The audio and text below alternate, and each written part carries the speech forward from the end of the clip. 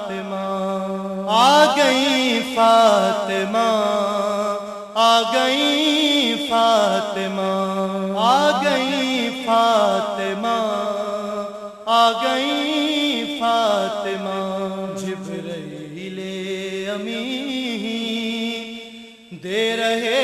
ہیں صدا آ گئی فاطمہ۔ بسم اللہ الرحمن الرحیم۔ ناظرین کرام، جیسا کہ آپ جانتے ہیں آج کا پروگرام سیدۃ النساء العالمین بی بی فاطمہ الزہرا سلام اللہ علیہا کی ولادت کے حوالے سے ہے، اور آپ کی خدمت میں یہ عرض کرتی چلوں کہ پاکستان ٹیلی ویژن کے بعد پرائیویٹ ٹیلی ویژنز کے حوالے سے ARY1 واحد ادارہ ہے جس کو یہ سعادت اور توفیق ہے کہ وہ ہر سال آج کے دن بی بی کے حوالے سے، بی بی کی سیرت کے حوالے سے یہ پروگرام آپ کے لیے اس کا اہتمام کرتا ہے۔ آج کے پروگرام کی ایک خصوصیت اور بھی ہے، ہمارے ہاں جو بھی مہمانان گرامی تشریف لاتے ہیں اس حوالے سے وہ اپنا ایک علمی مقام رکھتے ہیں، مگر آج جو شخصیت ہمارے ساتھ بی بی کی سیرت پر روشنی ڈالنے کے لیے موجود ہیں وہ عالم اسلام کے معروف اسکالر، محقق، عالم دین جناب ڈاکٹر اسرار احمد صاحب ہمارے ساتھ تشریف رکھتے ہیں، اور ڈاکٹر صاحب کے علاوہ ام سارہ صاحبہ جو اسلامی تعلیمات پر بہت عبور رکھتی ہیں اور ہمارے پچھلے پروگراموں میں بھی شریک ہوتی رہی ہیں، بلکہ میزبانی بھی کرتی رہی ہیں، اور ان کے ساتھ تشریف رکھتی ہیں شمع ظفر صاحبہ جو ابلاغ کے حوالے سے ایک بہترین مقررہ سمجھی جاتی ہیں۔ میں پہلا سوال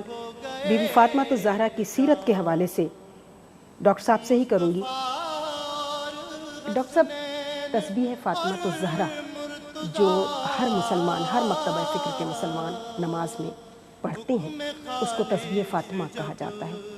اس کا پس منظر بیان کرتے ہوئے بی بی فاطمہ الزہرا کی سیرت پر کوئی روشنی آپ ڈال سکیں؟ جس خاتون کو خود نبی اکرم صلی اللہ علیہ وسلم نے سیدۃ النساء اہل جنہ قرار دیا ہو کہ جنت کی خواتین کی سردار، ان کی سیرت کے بارے میں کچھ عرض کرنے کی کوشش سورج کو چراغ دکھانے کے مترادف ہے۔ بہرحال حضرت فاطمہ کا اسم گرامی تو فاطمہ تھا، لیکن ان کا لقب زہرا ہے، اور الزہرا کے معنی ہے وہ چیز کہ جو بہت ہی تابناک اور روشن ہو۔ چنانچہ یہی لفظ جو ہے نبی اکرم صلی اللہ علیہ وسلم نے دو صورتوں کے بارے میں جو قرآن مجید کی عظیم ترین صورتوں میں سے ہیں، اس لیے کہ سورہ بقرہ کو تو حضور نے فرمایا ہے کہ وہ ذروۃ السلام ہی البقرہ، قرآن مجید کی چوٹی کی سورت جو ہے وہ البقرہ ہے، تو سورہ بقرہ اور سورہ آل عمران دونوں کو کہا گیا ہے الزہراوین، دو نہایت تابناک صورتیں، اور وہی خطاب ہے جو حضرت فاطمہ رضی اللہ تعالیٰ عنہ کو ملا ہے۔ جس واقعے کی طرف آپ اشارہ کر رہی ہیں اس کا پس منظر یہ ہے کہ آپ کو معلوم ہے کہ اول تو مدینہ منورہ میں ہجرت کے بعد مہاجرین کی معاشی حالت بہت خستہ تھی، اور فاقے بھی آتے تھے اور مشکلات تھی، لیکن اس کے بعد رفتہ رفتہ عام مسلمانوں کے حالات بہتر ہو گئے، مال غنیمت کثرت کے ساتھ آیا، وہ تقسیم ہوا، عام حالات بہتر ہو گئے، خاص طور پر غزوہ خیبر کے بعد تو یوں سمجھیے کہ دولت کی ریل پیل ہو گئی۔ تو اس وقت تک تو ازواج مطہرات جو تھیں حضور کی وہ بھی قانع تھیں، اگر فاقے آ رہے ہیں تو آ رہے ہیں، ٹھیک ہے، کئی وقت اگر چولہا روشن نہیں ہو رہا، گرم نہیں ہو رہا تو کوئی حرج نہیں ہے، صبر ہے، ثبات ہے۔ حضرت فاطمہ رضی اللہ تعالیٰ عنہ کا حال یہ تھا کہ خود مشکیزہ جو ہے اپنے کندھے پر ڈال کر وہ کنویں سے پانی لاتی تھی، خود چکی پیستی تھی، ساری مشقتیں جھیلتی تھی، خود پھر روٹی پکاتی تھی، خود بچوں کی پرورش ہے، اس کی ساری ذمہ داریاں ہیں۔ تو اس موقع پر کچھ ازواج مطہرات نے بھی مطالبہ کیا حضور سے کہ جب اب عام مسلمانوں کے گھروں میں بھی آسائش ہو گئی ہے تو پھر ہمارا نان نفقہ جو ہے اس میں بھی کچھ اضافہ کیا جائے۔ ان کے ساتھ تو پھر حضور نے ایک سخت روش اختیار کی۔ واقعہ ایلا مشہور ہے کہ آپ نے لا تعلقی اختیار کر لی اور تمام ازواج سے غیر متعلق ہو کر ایک بالا خانے کے اوپر فروکش ہو گئے، اور یہ تقریباً معاملہ چلا ہے 1 مہینے سے زائد، تاں کہ پھر ازواج نے سب نے تسلیم کیا۔ اللہ تعالیٰ کی طرف سے آیت تخییر نازل ہوئی کہ تم سوچ لو، اگر تو ہمارے نبی کے گھر میں رہنا ہے تو یہی فقر و فاقہ ہوگا، تمہیں اللہ اور اس کا رسول مطلوب ہے یا دنیا مطلوب ہے؟ تو اے نبی کہہ دیجئے ان سے کہ دنیا مطلوب ہے تو آؤ، میں تمہیں مال دے کر اپنے گھر سے رخصت کر دوں گا، تم میرے گھر میں نہیں رہ سکتی، اس لیے کہ میرا تو فقر اختیاری ہے، مجبوری کا نہیں تھا۔ پہلے اگر تھا بھی مجبوری کا رنگ اس میں، تو اب تو وہ اختیاری ہے خالص۔ حضرت فاطمہ بھی حاضر ہوئی ابا جان کی خدمت میں کہ دیکھیے ابا جان میرے یہ چکی پیستے ہوئے میرے ہاتھوں پر گٹے پڑ گئے پیس پیس کر، اور یہ دیکھیے مشکیزہ میں لے کر آتی ہوں کندھے کے اوپر ٹانگ کے، اسے بدھیاں پڑ گئی ہیں میرے کندھے پر۔ تو یہ مشقتیں ہیں۔ اب تو عام لوگوں کے ہاں فراوانی ہے اور آسائش پیدا ہو چکی ہے، کشائش ہے، تو آپ مجھے بھی کوئی غلام، کوئی باندی، کوئی کنیز عطا کر دیں تاکہ گھر کے سخت کاموں میں تعاون ہو جائے۔ ان پر حضور نے کوئی اظہار ناراضگی نہیں فرمایا۔ سب سے بڑی بات تو یہ ہے کہ فرق جو ہوا ازواج مطہرات میں اور حضرت فاطمہ کے ساتھ معاملے میں، اظہار ناراضگی نہیں فرمایا۔ فرمایا تو یہ فرمایا کہ اے فاطمہ، یہ چیزیں دنیا کی چیزیں دوسروں کو لیے ہیں، ہمارے لیے نہیں ہیں۔ میں تمہیں اس سے بھی بڑی شے دیتا ہوں، بہت بڑی شے، بہت بڑی دولت، اور وہ یہ ہے کہ ہر نماز کے بعد 33 مرتبہ سبحان اللہ، 33 مرتبہ الحمدللہ، 34 مرتبہ اللہ اکبر کہہ لیا کرو۔ یہ دنیا کی تمام دولتوں سے بڑھ کر ہے۔ لیکن میں یہ سوچتا ہوں اپنے اوپر طاری کرتے ہوئے کہ جسے حضور کہتے تھے میرا لخت جگر ہے، نور چشم ہے، فاطمہ تو بضعۃ منی، میرے جگر کا ٹکڑا ہے، اور اس جگر کے ٹکڑے کی طرف سے اس طرح کی بات آئی ہو تو حضور پر کس قدر شاخ گزرا ہوگا یہ جواب دینا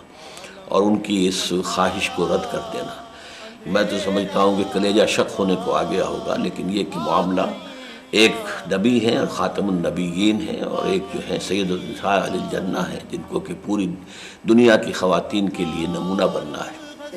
تو یہ تو ہے اس واقعے کا پس منظر، اور یوں سمجھیے کہ پوری امت کے اوپر حضرت فاطمہ کا یہ احسان ہے کہ یہ تسبیح فاطمہ انہی کے حوالے سے امت کو ملی ہے، جو بہت بڑی نعمت ہے اور بہت بڑی دولت ہے۔ باقی حضرت فاطمہ کا میں نے جیسا کہ عرض کیا تھا کہ ایک عورت کا بہترین وصف جو قرآن نے بیان کیا ہے، فالصالحات قانتات، نیک بیویاں جو ہیں وہ اپنے شوہروں کی فرما بردار ہوتی ہیں۔ اسی کو اقبال نے سب سے بڑا وصف قرار دیا حضرت فاطمہ رضی اللہ تعالیٰ عنہ۔ مزرع تسلیم را حاصل بطول، مادراں را اسوہ کامل بطول۔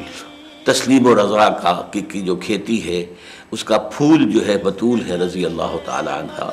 اور ماؤں کے لیے تو وہ گویا کہ اسوہ کامل ہے۔ اسی طریقے سے کہا ہے کہ جن کا حال یہ تھا کہ وہ آسیہ گرداں و لب قرآن سرا، پروردہ صبر و وفا، کہ وہ تو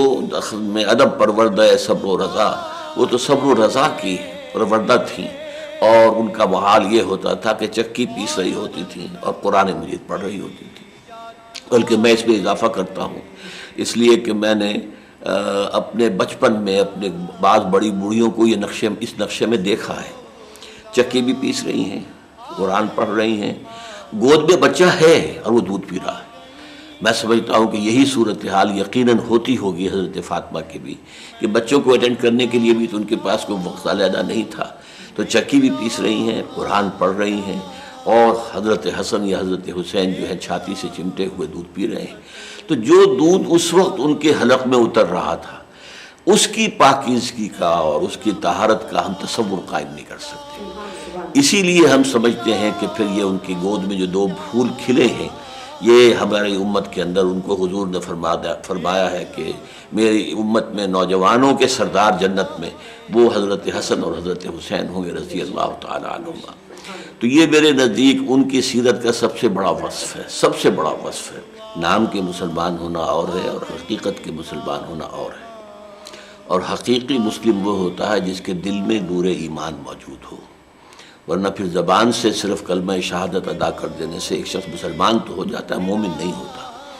چنانچہ سورۃ الحجرات میں کہا گیا ہے قالت الاعراب آمنا قل لم تؤمنوا ولکن قولوا اسلمنا۔ یہ بدو لوگ دعویٰ کر رہے ہیں کہ ہم ایمان لے آئے، نبی ان سے کہہ دیجئے تم ایمان ہرگز نہیں لائے ہو، تم کہہ سکتے ہو کہ ہم مسلمان ہو گئے۔ وَلَمَّا يَدْخُلِ الْإِيمَانُ فِي قُلُوبِكُمْ، ابھی تک ایمان تمہارے دلوں میں داخل نہیں ہو۔ اب ظاہر بات ہے کہ حضرت فاطمہ رضی اللہ تعالیٰ عنہ کو توجہ کہ قلب کی گہرائیوں تک اترا ہوا ایمان تھا، یہی معاملہ حضرت علی کا ہے رضی اللہ تعالیٰ عنہ، جن کا بچپن جو ہے نبوت کی گود میں جو پلا بڑا ہو، تو گزرا ہو، تو ظاہر بات ہے کہ ان کی جو کیفیت ہوگی ایمان کی وہ اور کسی کی کیا ہو سکتی ہے۔ میں یہاں ذرا ایک اشارہ کرنا چاہتا ہوں، علامہ اقبال نے حضرت فاطمہ کی عظمت کا ذکر بڑے ایک اچھوتے انداز میں کیا ہے۔ مریم از یک نسبت عیسیٰ عزیز، حضرت مریم ہمیں صرف ایک نسبت سے عزیز ہیں کہ حضرت عیسیٰ کی والدہ ہیں۔ از سہ نسبت حضرت زہرا عزیز، اور حضرت فاطمہ زہرا کی تو تین نسبتیں ہیں، بیٹی ہیں سرور دو عالم رضی اللہ صلی اللہ علیہ وسلم کی، پھر ماں ہیں حضرات حسنین کی رضی اللہ تعالیٰ عنہما، پھر بیوی ہیں بانوئے تاجدار عطا، ان کی بیوی ہیں۔ یہ تین نسبتیں، لیکن میں علامہ اقبال سے آگے بڑھ کر کہہ رہا ہوں ایک چوتھی نسبت بھی تھی جس کی طرف انہوں نے اشارہ نہیں کیا، یا یہ ہمارا کچھ ذہول ہو گیا ہے اہل تشیع کا بھی اور اہل تسنن کا بھی، کہ جو عصمت مادر زہرا کی تھی وہ لوگوں پر بالکل واضح نہیں ہے۔ حضرت خدیجہ الکبریٰ رضی اللہ تعالیٰ عنہ تو شامل کیا جانا چاہیے کہ جس کے ہڈیوں کے اندر دودھ جو ہے وہ حضرت خدیجہ الکبریٰ کا گیا ہے، تو یہ اس کی ایک چوتھی نسبت ہے جو بڑی جنہوں نے اپنی ساری دولت لٹا دی۔ اور پھر یہ کہ ان کے نام کے ساتھ کبریٰ کیوں آتا ہے، یہ لوگ بہت کم توجہ کرتے ہیں۔ کبریٰ اس لیے کہ الصدیقۃ الکبریٰ، ہر نبی کے ساتھ جو قریب ترین ہوتے ہیں وہ صدیقین کہلاتے ہیں۔ ڈاکٹر صاحب ہم آپ کے بہت مشکور ہیں کہ آپ نے اس پروگرام میں آ کر پہلی دفعہ 4 حسب ثابت جو یہ پروگرام ہوتا ہے اس میں ہماری جو اسکالرز ہوتے ہیں اس میں آج پہلی دفعہ اس پروگرام میں یہ اعزاز ہمیں حاصل ہے کہ ڈاکٹر اسرار ہمارے ساتھ موجود تھے۔ ڈاکٹر صاحب آپ کا بہت بہت شکریہ، اور ہم آئندہ بھی آپ سے توقع کرتے ہیں کہ آپ اپنی میں آپ کا شکریہ ادا کرتا ہوں کہ آپ نے مجھے یہ سعادت بخشی کہ سید النساء اہل الجنہ کی کچھ نہ کچھ وصف جو ہے وہ میں بھی بیان کرنے کی کوشش کر سکا۔ اللہ تعالیٰ میری کوشش کو بھی قبول فرمائے، اور ہماری خواتین کو میں ایک بات بہت صدمے کے ساتھ کہتا ہوں کہ ایک زمانے میں ایک دریدہ دہن شخص نے، حالانکہ وہ بہت بڑا شخص تھا اس وقت اپنے حیثیت کے اعتبار سے،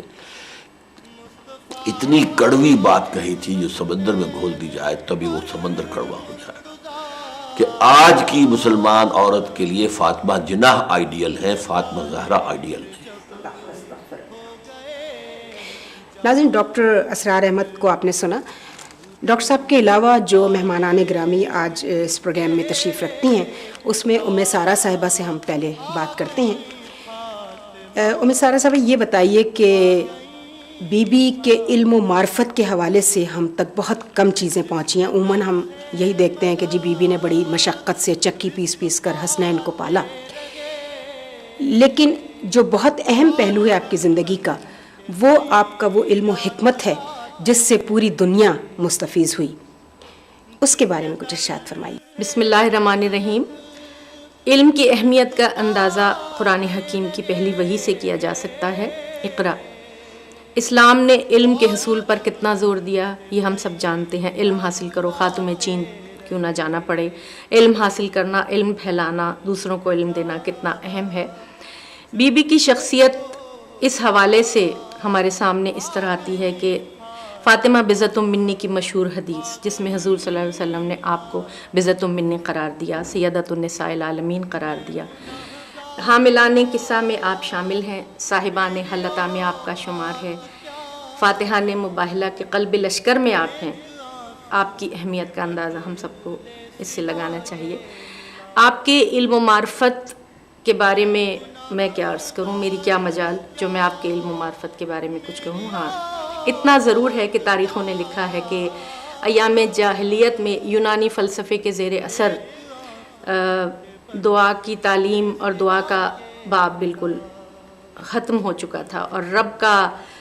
انسانوں کا تعلق اپنے رب سے خستہ اور شکستہ تھا۔ نور نبوت کے زیر اثر پرورش پانے والی بی بی نے جو علم، جو معرفت اپنے والد گرامی سے حاصل کی اس کو ہم تک پہنچایا۔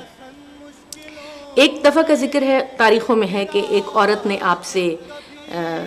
بہت سوالات کیے، اس کے بعد وہ شرمندہ ہوئی اور کہنے لگی بی بی میں نے آپ کو بہت زحمت دی، میں اب سوال نہیں کروں گی۔ تو بیوی نے کہا کہ نہیں، آپ نے اس کی ہمت بندھائی کہ نہیں تم سوال کرو، اور پھر آپ نے ایک مثال دی اور یہ فرمایا کہ دیکھو اگر کسی سے کوئی مزدوری لی جائے کہ تم بہت بھاری بوجھ لے کر بلندی پر چڑھو، لیکن اس کے معاوضے کے طور پر تمہیں 10 لاکھ دینار دیے جائیں گے، تو کیا اسے تھکن محسوس ہوگی؟ تو اس عورت نے کہا نہیں۔ تو بیوی نے فرمایا کہ بالکل اسی طرح تمہارے سوالات کے جو جواب میں دے رہی ہوں، مجھے بارگاہ الہی سے اتنا اجر مل رہا ہے، اتنا اجر مل رہا ہے کہ مناسب ہے کہ میں تھکن کا احساس نہ کروں۔ بیوی کا مشہور خطبہ جو تاریخوں میں موجود ہے، اس پہ اگر ہم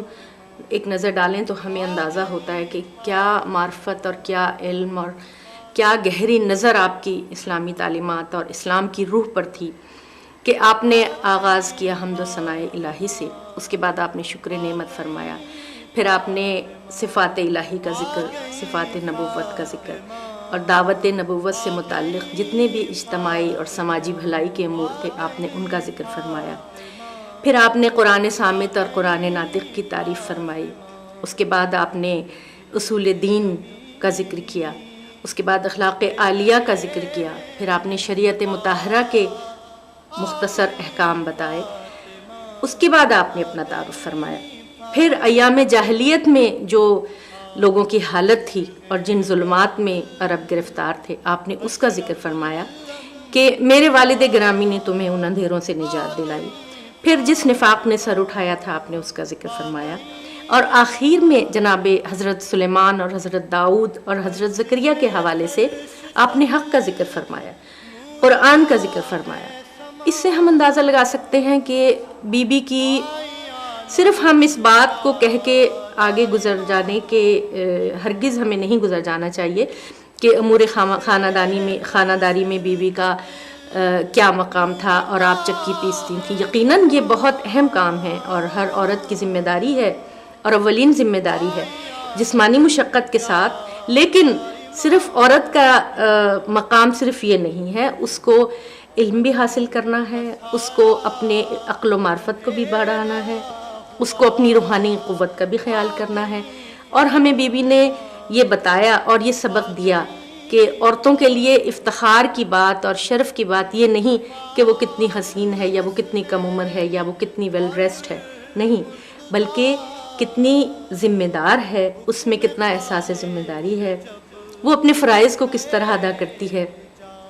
اور نہ صرف خاندان بلکہ معاشرے کی فلاح و بہبود کے لیے اس کے پاس کیا پلان ہے اور اپنے فارغ وقت کو وہ کس طرح بسر کرتی ہے۔ بی بی جب گھر کا کام بھی کیا کرتی تھیں تو آپ کے لبھائے مبارک ذکر الہی میں مصروف رہتے تھے، ساری ساری رات آپ عبادت میں مصروف رہتی تھیں، اور آپ کے زبان سے کبھی کوئی ایسا کلمہ، کبھی کوئی ایسی بات صادر نہیں ہوئی جو اللہ اور رسول کی رضا کے خلاف ہو، کیونکہ جب حضور صلی اللہ علیہ وسلم نے یہ فرمایا فاطمہ بضعۃ منی، جس نے ان کو خوش کیا انہوں نے مجھے اس نے مجھے خوش کیا، جس نے ان کو ناراض کیا اس نے مجھے ناراض کیا۔ اب ہمیں دیکھنا یہ ہے کہ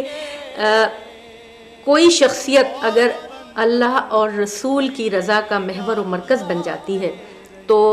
اس میں دو باتیں ہونا ضروری ہیں، ایک تو احکام الہی اور صفات الہی کا مکمل علم اور گہری نظر، اور دوسری اس علم کے مطابق اپنے اعمال اور اپنے افعال و کردار۔ اب یہ دونوں باتیں ہمیں بی بی کی شخصیت میں بدرجہ اتم نظر آتی ہیں۔ تو آپ کی رضا کے حصول میں تمام مسلمان کوشاں رہتے تھے، سب یہ چاہتے تھے کہ ہم کبھی بی بی کی ناراضگی مول نہ لیں اور ہم بی بی کو ہمیشہ خوشنود رکھیں، اس لیے کہ آپ کی خوشی اللہ کی خوشی، آپ کی ناراضگی اللہ کی ناراضگی۔ بی بی نے کبھی کوئی بات اپنے ذاتی مفاد یا اپنے ہوا و ہوس کے حوالے سے کبھی نہیں کی۔ شمع ظفر صاحبہ، اسلامی ابلاغ کے حوالے سے آپ کی حیثیت ایک بہترین مقررہ کی سمجھی جاتی ہے۔ آپ ہمارے ناظرین کو یہ بتائیے کہ علم و دانش کے حوالے سے، حکمت کے حوالے سے بی بی کا ایک بہت چونکا دینے والا خطبہ ہے امت مسلمہ کے لیے، اس کے چند نکات ارشاد فرما دیجیے۔ اچھا نسرین، جہاں تک پورے خطبے کی بات ہے تو وقت کا دامن بہت تنگ ہے، ہم اس پورے خطبے پہ تو بات نہیں کر سکتے، اس لیے کہ بی بی کی علم و دانش کا اندازہ آپ صرف اس سے لگا سکتے ہیں کہ تمام مکاتب فکر کے مسلمانوں نے ایک جملہ حضرت صلی اللہ علیہ وسلم کے حوالے سے کہا کہ اگر علی نہ ہوتے تو فاطمہ کوئی کفو نہ ہوتا۔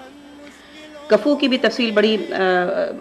وسعت کی حامل ہے، لیکن مختصراً یہ کہ ہم پلہ برابر۔ تو اب بی بی کے علم و دانش کا اندازہ آپ اس سے لگا لیجیے کہ جن کا کفو قرار دیا گیا ہے انہیں خود حضرت صلی اللہ علیہ وسلم نے جو ہے وہ باب العلم قرار دیا ہے۔ تو خود بی بی کے علم و دانش کی انتہا کیا ہوگی۔ اس خطبے سے ایک مختصر سے اقتباس میں آپ کی نظر کروں گی کہ جس کو اگر ہر دور کا مسلمان اگر جن جملوں کا تجزیہ کرے اور اپنے کردار کا احتساب کرے تو ہم اسلام کے معنوں کو سمجھ جائیں۔ اس کا پہلا جملہ تو ریلیٹ کرتا ہے اسی بات سے جس کو ڈاکٹر صاحب نے ابھی ارشاد فرمایا کہ کلمہ پڑھ لینے سے ایمان نہیں آتا، اسلام آتا ہے۔ اسلام اور ایمان کا جو نازک سا فرق ہے وہ ہمارا مسلمان معاشرہ سمجھ نہیں پاتا ہے اس منزل کو۔ اور بی بی نے اس خطبے کے دوران اپنے والد محترم کے پیغام کو اس خوبصورتی سے پہنچایا کہ آپ نے جو پہلا ایک اس فرائض کے حوالے سے جملہ کہا، آپ نے ارشاد فرمایا کہ ایمان تم پر اس لیے فرض قرار دیا گیا ہے تاکہ تم شرک سے محفوظ رہو۔ یعنی اگر شرک کسی بھی نقطۂ نگاہ سے آپ کے دل کے اندر ہے تو وہ آپ کلمہ پڑھ رہے ہیں، آپ اسلام کی منزل پر ہیں، لیکن آپ ایمان کی منزل تک نہیں پہنچ سکتے ہیں۔ اس کے فوراً بعد بی بی نے ارشاد فرمایا کہ تم پر نماز اس لیے فرض کی گئی ہے کہ تاکہ تم تکبر سے پاک رہ سکو۔ اب وقت کا دامن اتنا تنگ ہے کہ ہم ان جملوں کی بھی وضاحت نہیں کر سکتے، لیکن میں دو جملے ضرور کہوں گی۔ اگر نماز پڑھتے ہوئے بھی ان احتیاطوں کو مد نظر نہ رکھا جائے جو نماز کے لیے لازمی ہیں، مثلا ہم لباس کا تو اہتمام کرتے ہیں، ہم مصلی کا اہتمام تو کرتے ہیں، ہم جگہ کا اہتمام تو کرتے ہیں، لیکن ہم اخلاق کی ان باریکیوں کا اہتمام نہیں کرتے کہ جن میں سے ایک کی جانب بی بی نے اشارہ دیا کہ تم پر نماز اس لیے لازم قرار دی گئی تاکہ تم لوگ تکبر سے محفوظ رہ سکو۔ اب جہاں عبادتیں تکبر کے ساتھ ہیں تو وہاں ایمان کیسے رہ سکتا ہے۔ تیسری منزل آپ نے ارشاد فرمایا کہ روزہ، جسے ہم عام مسلمان معاشرے میں یقیناً عام مسلمان بھی اس چیز سے واقف ہیں، آپ نے ارشاد فرمایا کہ روزہ تم پر اس لیے واجب قرار دیا گیا تاکہ تمہارے اخلاق کو مستحکم کیا جا سکے۔ یعنی صرف صبح سے شام تک بھوکا رہنا، جس کو جو میں نے آپ سے عرض کیا کہ اس باریکی کو تو تقریباً سارے مسلمان جانتے ہیں، لیکن عمل کتنے لوگ کرتے ہیں کہ روزہ صبح سے شام تک بھوکے رہ جانے کا نام نہیں ہے۔ اخلاق کو مستحکم کرنے سے مراد یہ ہے کہ روزے کے دوران جو مشقتیں تم برداشت کر رہے ہو وہ مشقتیں عام زندگی میں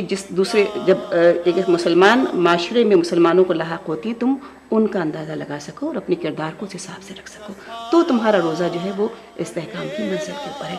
ورنہ صبح سے شام تک بھوکے رہ جانے کا نام ہے۔ پھر آپ نے ارشاد فرمایا کہ تم پر زکوٰۃ اس لیے فرض کی گئی ہے تاکہ تمہارے نفس کو پاکیزہ کیا جا سکے اور تمہارے رزق کو وسعت دی جا سکے۔ رزق کی وسعت تو ہم سب کو یاد رہتی ہے، نفس کی پاکیزگی کسی کو یاد نہیں رہتی۔ زکوٰۃ دیتے وقت ہمارے نفس اتنے ہی زیادہ آلودہ ہوتے ہیں، لیکن زکوٰۃ کے بدلے میں ہمارا رزق اس وقت وسعت اختیار کرے گا جب ہم اپنے نفس کو پاکیزگی کی منزل کے اوپر لے کر آئیں گے۔ یہ دختر رسول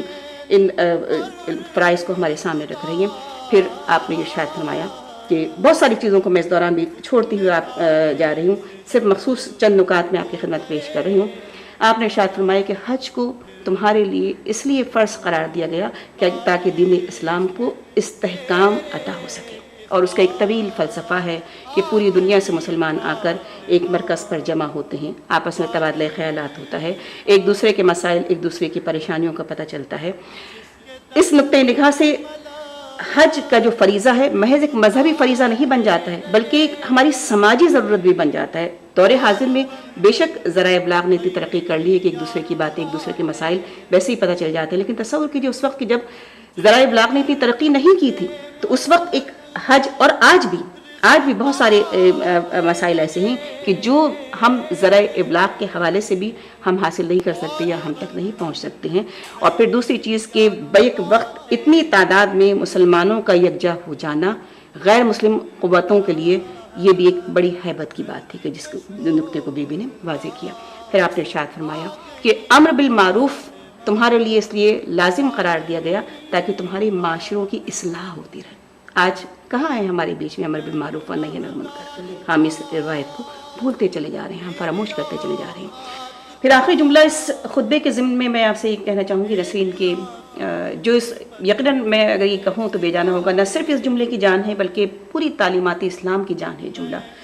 جو شہزادی کونین نے ارشاد فرمایا۔ آپ نے کہا کہ لیکن خدا سے تو صرف وہی لوگ ڈرتے ہیں جو صاحبان علم ہوا کرتے ہیں۔ یعنی اب علم کی ایک کسوٹی، ایک معیار شہزادی نے ہمارے سامنے رکھ دیا کہ یوں چاہے تم مدرسوں میں پڑھو یا کالجوں میں جاؤ یا یونیورسٹیز میں جاؤ، لیکن تمہاری علم کی معیار یہ ہے کہ تم خدا سے کتنا ڈرتے ہو. تو جو خدا سے جتنا ڈرتا ہے وہ اتنا ہی ایمان کے راستے کے اوپر جو ہے وہ اپنے سفر کو طے کرنے لگتا ہے. ام سارہ صاحبہ،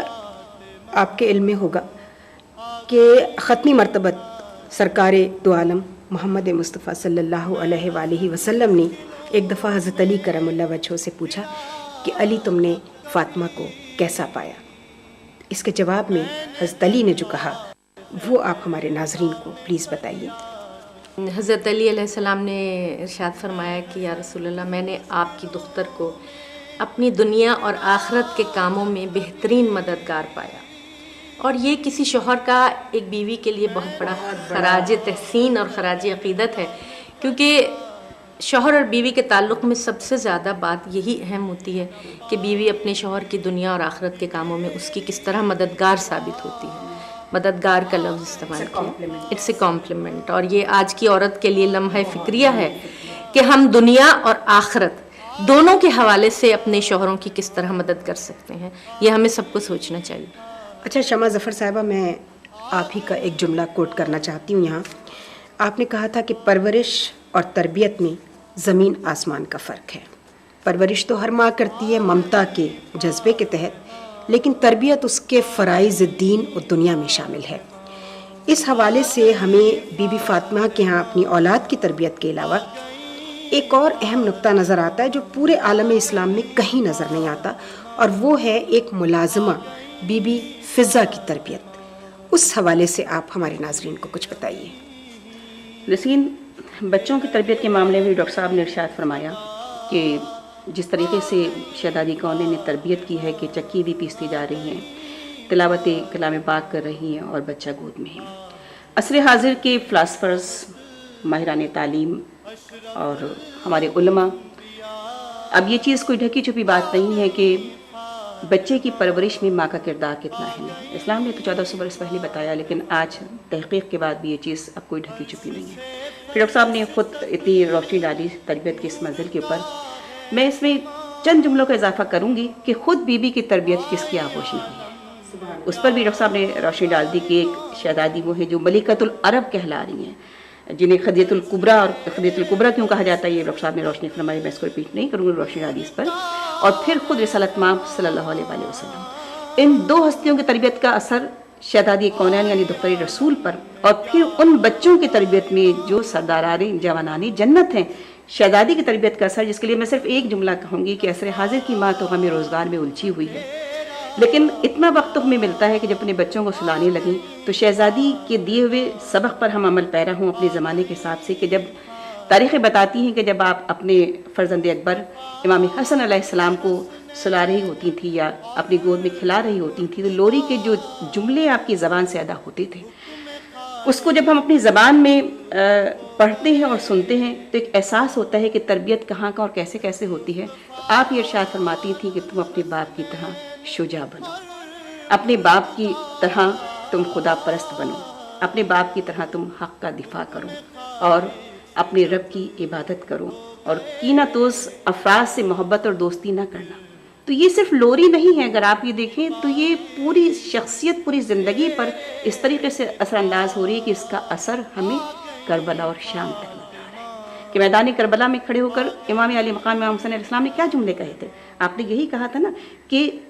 اور بیعت کی منزل پہ بھی آپ نے کیا کہا تھا کہ مجھ ایسا اس ایسے کی بیعت نہیں کر سکتا، اس لیے کہ میری رگوں میں شیر فاطمہ دوڑتا. تو یہ نہ صرف ماں کے شیر کا اثر تھا بلکہ ماں کے دودھ کا بھی اثر تھا کہ آپ نے ارشاد فرمایا کہ میں غلاموں کی طرح راہ فرار اختیار نہیں کروں گا اور نہ میں بزدلوں کی طرح سر جھکا کر موت کو قبول کروں گا. تو یہ فاطمہ الزہرا سلام اللہ علیہ کی تربیت کا اثر تھا. اور کنیزی کی منزل پر تو میں کہوں گی کہ اس ایک جملے میں آپ کی تربیت کا نچوڑ شامل ہے کہ وہ فضا جن کے لیے تاریخ کی متضاد روایتوں کے باوجود تاریخ متفق ہے اس بات پر کہ چاہے وہ حبش سے آئیں یا ہند سے آئیں، لیکن تاریخ متفق ہے کہ ان کا تعلق ایک کوئی بہت مشہور اور علمی خاندان سے تھا. حبش کے حوالے سے بھی اور ہند کے حوالے سے بھی تاریخ اس جملے کو تو رقم کرتی ہے کہ آپ کا تعلق کسی بہت بڑے گھرانے سے تھا، اور 2 تاریخیں ملتی ہیں کہ حبش کی بادشاہ کی بیٹی تھی یا آپ کا ہند میں راجپوتانہ خاندان سے تعلق تھا. اس کے لیے میں 2 تاریخیں، لیکن بہرحال دونوں میں یہ کہ آپ کا تعلق کسی بہت ہی اعلیٰ عرفہ خاندان سے تھا. اس کا ثبوت یہ بھی ہے کہ جب آپ اس گھر میں آئی تھی اور آپ نے فاقے دیکھے تھے تو آپ نے کیمیا کے عمل کو استعمال میں لا کر سونے کے ٹکڑے کو، لوہے کے ٹکڑے کو سونے میں بدل کر حضرت علیہ السلام کی خدمت میں پیش کیا تھا. سونے میں بدل کر آپ نے اس کو پیش کیا تھا. کہ تاریخ کی روایتیں، تاریخ بہرحال تضاد تاریخوں میں ہمیں ملتا ہے. لیکن فضا عربی میں چاندی کو کہتے ہیں، لیکن آپ نے لوہے کے ٹکڑے کو سونے میں بدل کر آپ نے ان کے سامنے پیش کیا. لیکن جب جو داماد رسول تھے،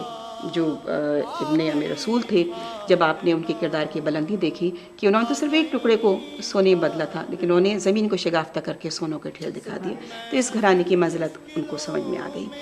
تو ان کے لیے صرف ایک جملہ کہوں گی کہ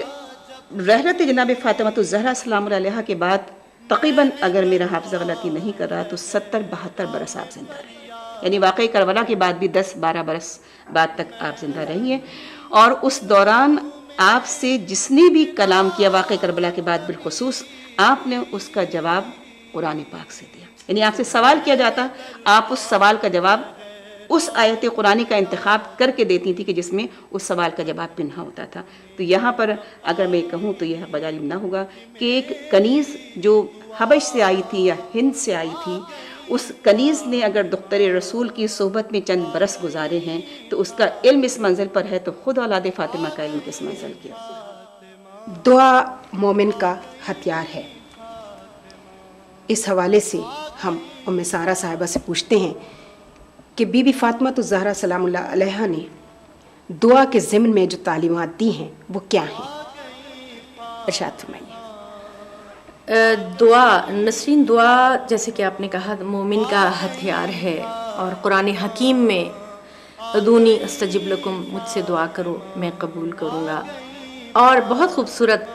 اللہ تعالیٰ نے فرمایا وَإِذَا سَأَلَكَ عِبَادِي أَنِّي فَإِنِّي قَرِيبٌ أُجِيبُ الدَّعْوَةَ الدَّاعِ إِذَا دَعَانِ فَلْيَسْتَجِيبُوا لِي وَلْيُؤْمِنُوا بِي لَعَلَّهُمْ يَرْشُدُونَ. تو کہ جب میرے بندے تم سے میرے بارے میں پوچھیں تو انہیں بتاؤ کہ میں تو بہت قریب ہوں، اور مجھ سے دعا مانگو، میں تمہاری دعا قبول کروں گا. مجھ پر ایمان لاؤ، مجھ سے دعا مانگو، شاید تم فلاح پا جاؤ. دعا کا ادارہ ایام جاہلیت میں بعثت سے قبل بہت مزمحل ہو چکا تھا. یونانی فلسفے کے زیر اثر الہ واحد کو تمام صفات سے عاری سمجھ لیا گیا تھا. مشرکین نے وہ صفات کچھ بتوں کو مختص کر دی تھیں کہ یہ قدرت کے بت ہیں، اور یہ رزق دیتے ہیں، یہ اولاد دیتے ہیں، اور یہ ان پر سے تمام حجاب اٹھ گئے ہیں اور یہ ہر جگہ موجود ہیں. لات، بنات، عزا، اصاف، نائلہ جیسے کہ آپ جانتی ہیں بتوں کے بڑے بڑے بتوں کے نام تھے. اس کے علاوہ بہت سینکڑوں ہزاروں بت تھے. یہ ادارہ خستہ و شکستہ تھا. رب حقیقی سے بندوں کا تعلق بالکل معدوم، ختم ہونے کے قریب تھا. نور نبوت نے اس ادارے کو جلا بخشی، اس کو جان عطا کی. حضور صلی اللہ علیہ وسلم کی دعاؤں کا ذخیرہ جو ہم تک پہنچا ہے، آپ نے کس طرح صفات الہی کا ذکر کر کے بندے کا تعلق اللہ سے قائم کیا. اور آغوش رسالت میں پرورش پانے والی جناب فاطمہ الزہرا سیدۃ النساء العالمین نے روحانی طور پر یہ ورثہ پایا، اور آپ نے یہ ورثہ ہم تک پہنچایا. اہل بیت نے یہ ورثہ ہم تک پہنچایا، جس میں بی بی کا مرکزی مقام ہے. انتہائی فصیح و بلیغ زبان میں بی بی کی دعاؤں کا ذخیرہ ہم تک پہنچا ہے، اور یہ چھپ چکا ہے صحیفۃ الزہرا کے نام سے. اردو میں ترجمہ بھی ہے اس کا. اور ہم دیکھتے ہیں کہ کس قدر خوبصورت انداز میں بی بی نے دعائیں مانگنے کا سلیقہ ہمیں تعلیم فرمایا ہے، جس میں صفات الہی کا واسطہ ہے، حمد و ثناء الہی ہے. تمام انسان کا تعلق جو کائنات سے ہے، انسان کا تعلق جو اپنے رب سے ہے، وہ تمام حوالے دے کے، تمام واسطے دے کر بی بی نے کس طرح شکستہ دل انسانوں کا ربط اس مالک حقیقی سے قائم کرنے کے لیے ہمیں تعلیم دی ہے، جس سے ہم دلی سکون پاتے ہیں، قلبی سکون پاتے ہیں. مختصر سا وقت کی کمی کے باعث صرف میں ان دعاؤں کا حوالہ دیتی چلوں جو صحیفۃ الزہرا میں نے میری نظر سے گزری، جس میں حمد و ثناء الہی سے متعلق دعائیں ہیں، اس کے علاوہ عبادات سے متعلق ہیں، پھر اپنے روز و شب سے متعلق ہیں، سختی اور رنج و غم کے دفیے کے لیے ہیں، مہلک امور کے دفیے کے لیے ہیں، شدید بیماریوں کے دفیے کے لیے دعائیں ہیں، رزق کے لیے اور فلاح کے لیے، عافیت کے لیے، قیامت کے روز کے لیے، موت کے بعد کے لیے اور متفرقہ امور کے لیے بی بی نے جو دعائیں ہمیں تعلیم فرمائیں۔ اور بی بی کا تو عبادت میں تمام وقت بی بی کا چلتے پھرتے اٹھتے بیٹھتے ذکر الہی میں گزرتا تھا۔ آپ کے فرزند اکبر امام حسن علیہ السلام سے روایت ہے کہ ایک شب جمعہ بی بی تمام رات عبادت میں مصروف رہیں، اور صبح ہوتے ہوتے آپ نے سنا کہ آپ نام لے لے کر مومنین اور مومنات کے لیے دعا فرما رہی ہیں۔ تو شہزادے نے بعد میں پوچھا، مادر گرامی آپ سب کے لیے دعا کر رہی ہیں، اپنے لیے کیوں نہیں دعا کر رہی؟ تو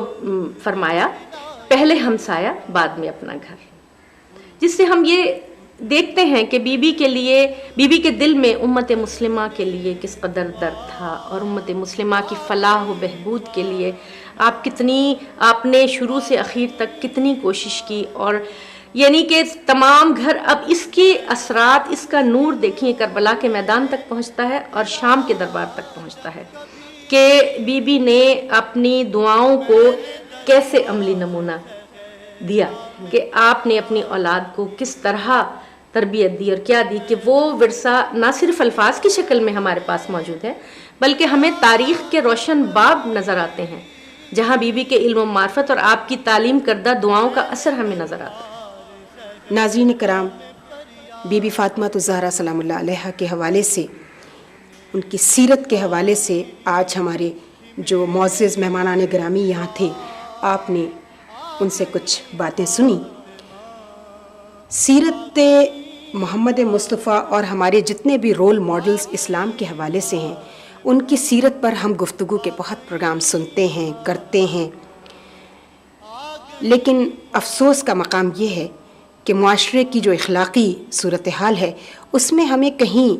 عمل کی صورت میں اس سیرت کا کوئی شائبہ تک نظر نہیں آتا۔ آئیے آج جن بی بی کا یہ پروگرام ہے، ان کے وسیلے سے یہ دعا کریں پروردگار سے، اور اپنے شافع محشر محمد مصطفیٰ سے یہ فریاد کریں کہ آپ اپنی جگر پارہ بی بی فاطمہ الزہرا کے صدقے سے ہماری تمام خواتین کو اور اپنے تمام امتیوں کو اور اپنی اولاد کو اس راستے پہ چلنے کی ہدایت فرمائیں جس کی تعلیمات کے لیے آپ نے اور آپ کے گھرانے نے بہت بڑی قربانی پیش کی۔ خدا حافظ۔